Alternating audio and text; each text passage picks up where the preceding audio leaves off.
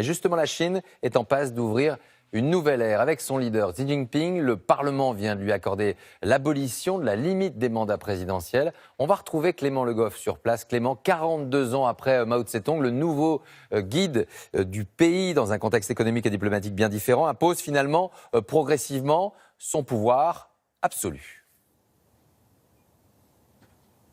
Oui, Laurent, et ça passe par une modification de cette constitution. Jusqu'à présent, la limite pour un président en Chine, c'était 2 mandats de 5 ans maximum. Désormais, il pourra le rester à vie. Alors, qui est ce numéro 1 le plus puissant depuis Mao Tse-tung? On le dit autoritaire, omniprésent et omnipotent. Qui est ce nouvel empereur? Regardez ce reportage réalisé avec Justine Jankowski.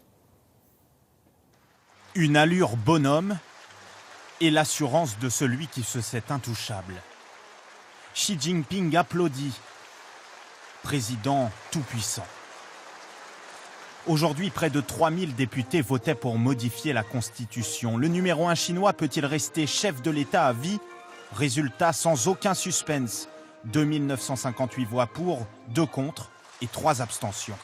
À 64 ans, celui qui est président depuis 5 ans, commandant suprême des armées et chef du parti, concentre tous les pouvoirs. Pour une majorité de Chinois, il est l'oncle de la famille qui protège et développe le pays.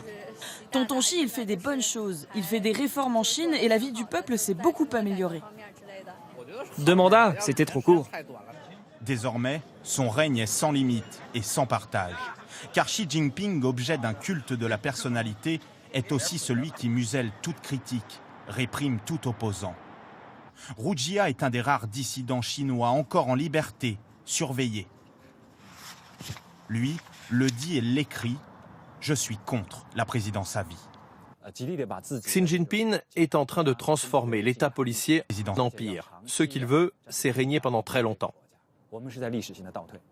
Et c'est une régression, car il a désormais tous les pouvoirs. Grâce à ce monopole, il peut prendre toutes sortes de mesures cruelles pour contrôler les Chinois. Aujourd'hui, Google et la plupart des réseaux sociaux occidentaux sont inaccessibles. Alors la société civile s'exprime par des moyens détournés, comme cette image de Winnie l'ourson accroché à son pot de miel, comme Xi Jinping s'accroche au pouvoir. Une image désormais interdite en Chine. Le président devenu empereur ne veut rien qui puisse entraver sa route.